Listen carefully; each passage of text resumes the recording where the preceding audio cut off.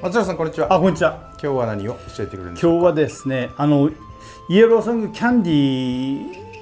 ーがですね、結構きれいに育ってきたんで、もうこういう状態で、普通だったら支柱を立てる時期になるんですけれども、うちはですね、支柱を立てずに苔玉にしてちょっと斜めにするというやり方でやっているんですけれども、そういったやり方ですごく1年経つと株が良くなるんです。株が良くなるというかきれいになってくるんで、それを紹介していきたいと思います。苔玉にしてちょっとこう逆さまにするというやり方をですね、はい、よろしくお願いします。よろしくお願いします。これは苔玉なんですけど、今年ですね、うちのサポーターの朝日さんが頑張ってくれて作ってもらった分なんですけど、これが約1ヶ月ぐらい前巻いたやつですかね。こんなやつ、こういう感じで普通は育てて、いました。でもですね、もう今年8月後半になって、ちょっとこれがですね垂れ気味になってきたんで、このままではですねどうしてもこの状態で釣ったらですね支柱がやっぱり必要になるとか、ちょっと、形が崩れてくるかなと思いましたんで、これをですね、こういう形で、吊るすという形にしていきます。そして1年経つとこういう形になりましたっていうやつですよね。これ前紹介したやつですけどね。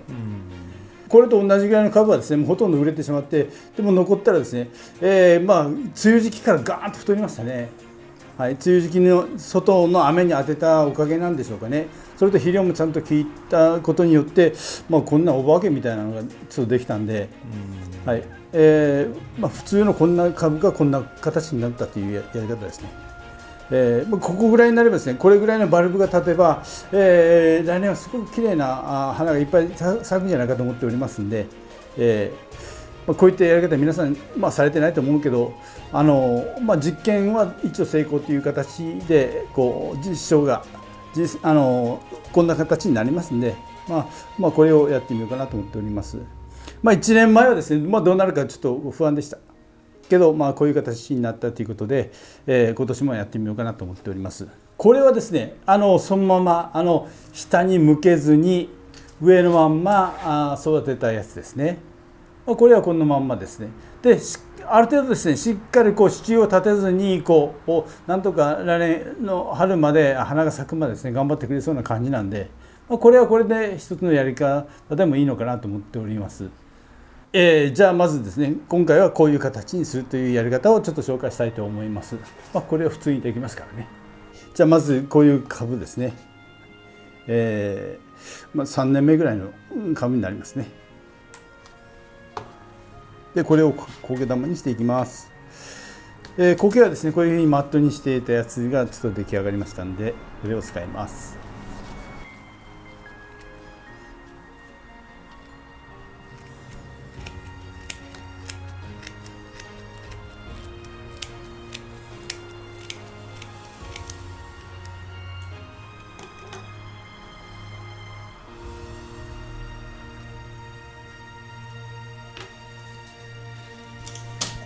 今回は肥料は入れません。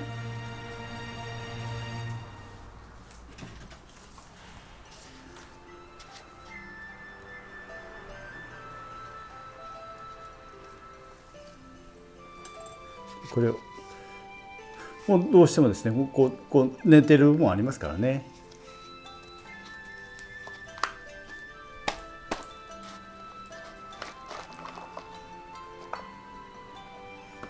これはベラボンだけに植えたやつですね。ベラボンだけに植えたやつです。これもサポーターの朝日さんが植えてもらった分ですね。お世話になりました。はい。結構いろんなことをですね手伝っていただいて助かっております。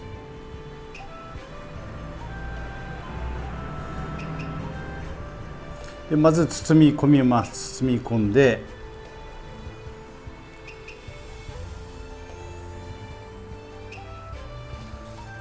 全体を包み込んでいきます。剥げてる部分がないような感じですね。それで糸の端っこを持ってから左の親指でこれを押さえます。押さえて一周ぐるっと回してクロスしてあげるともうほとんど動かないですよね。であとこれから巻き込んでいきます。それでもうこれで糸が動かないからですね、しっかりこう形を作っていきます。握り込んで形を作ります。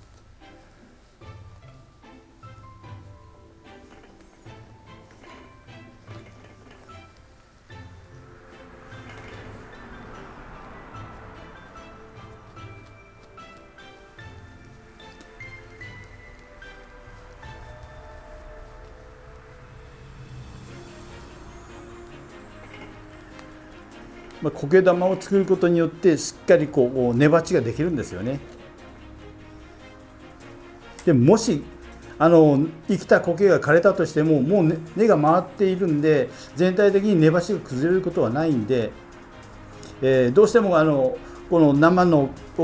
苔が枯れた場合でもそのまま苔玉として見れますんで。それかもし苔が枯れた場合には巻き直していることもできます。はい、これでだいたい形ができたんであとは巻き込んでいきます。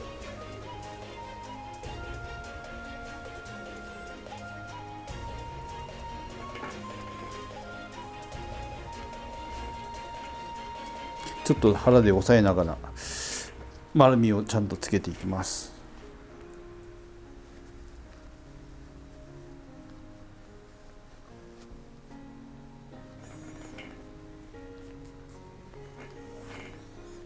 今回は板につける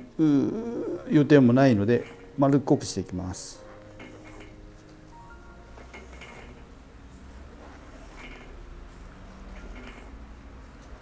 今2周目に入ったんでだいたい形ができてきました。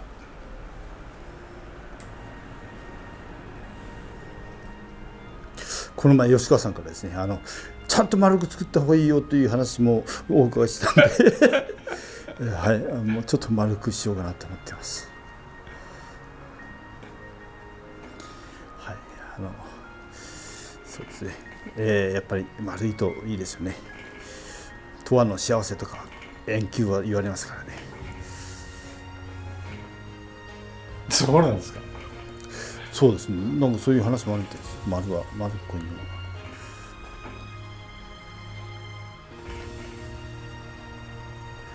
永遠の幸せを願うかな、そういうような感じで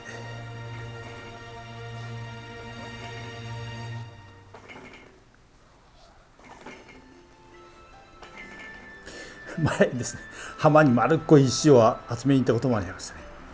丸っこい石、本当丸い石があるんですよね。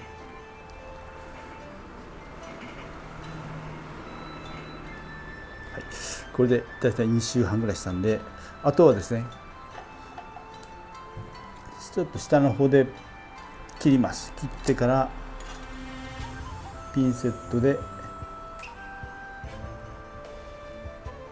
中に押し込むだけでもうこれで出てきません。でこういう形になって、あと株元にちょっと苔がはみ出しているんでそこをきれいに揃えていきます。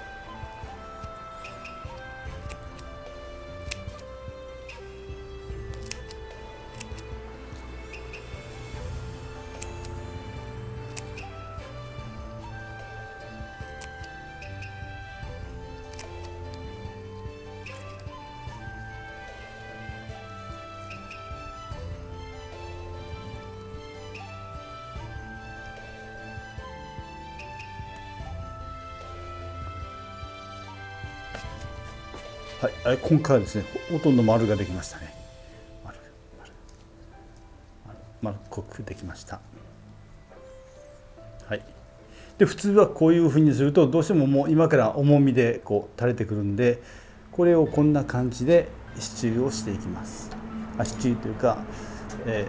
こういう鉄の棒で、吊り下げられるようにします。去年のことを考えていくとこれ真下にするより少し、斜め、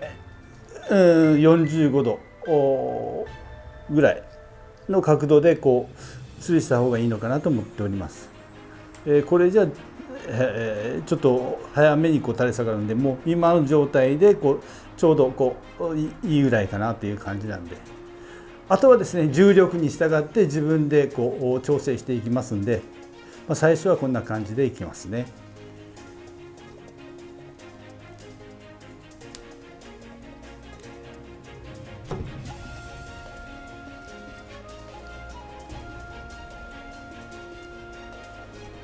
こういう感じです。はい、でこれから下の方ですね、だいたい3センチぐらいでしょうかね、3センチぐらいを曲げ込んでいきます。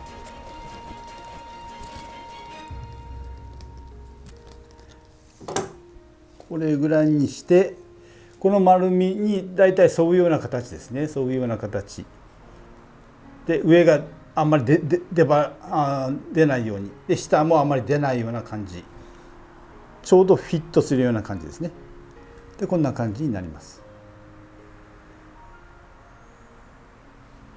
こんな感じで、あとですね、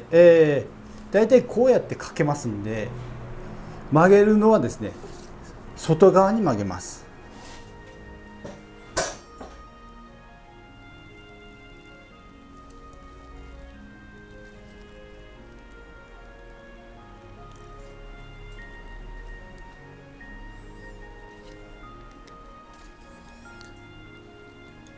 うちはですね19ミリの鉄パイプにこうかけるんで、こんな感じで仕上げていきます。であとはですねちょっと長めにこう取っておりますんで、あとは自分の家庭でちょうどいいぐらいのところでカットしてからこう曲げられていいかなと思っています。ちょっとこの場合には少し長めを取っております。はい、というのもですね、上に将来的にビニールが来た場合にあんまり近すぎると寒冷車とかビニールとかで暑い時に焼けてしまうというのも一つ考えたんですね、前ですね。ですから少し最初の方は長めに取った方が上との間隔が少し空くからいいのかなという思ったこともあります。はい、こういう感じで出来上がりました。はい、こんな感じじゃなくてこういう感じですね。でですね、今こういう感じで、朝日さんにこう何百鉢か作ってもらったんですけれども、これもですね今改造中です。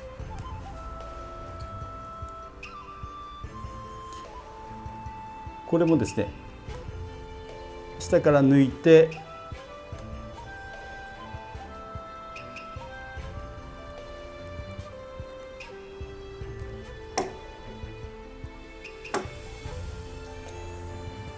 どうしてもこのままだったら倒れてくるんですよね、これが。はい、1本倒れたり2本倒れたりする場合もあるんで、最初から寝かせるという形を今回取りますね。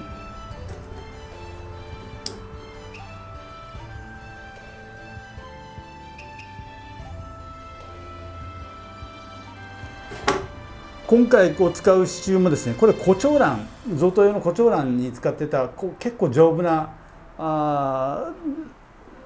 鉄棒が入ってるんですよね。それを使っていきます。これやったら結構重いものでも安定して支えてくれます。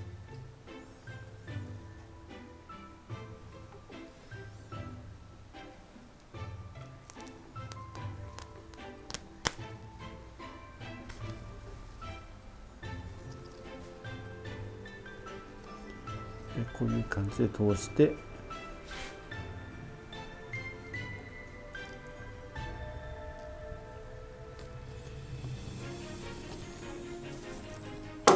2センチぐらい3センチぐらい曲げて L 字状にして、はい、フィットさせます。下にした場合に出っ張りがないようにですね。でこういう感じ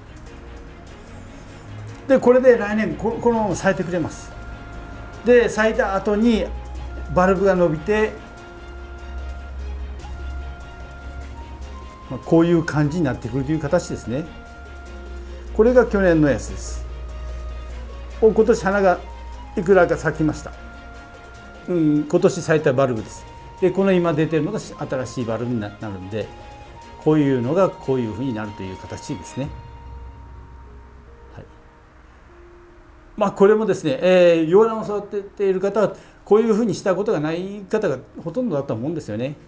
でもこういうふうにやって、こういうふうになったよという実証実験がありますんで、一つ皆さんたくさん持っておられたらこういうふうにしてもいいかなと思います。でもですね、品種によって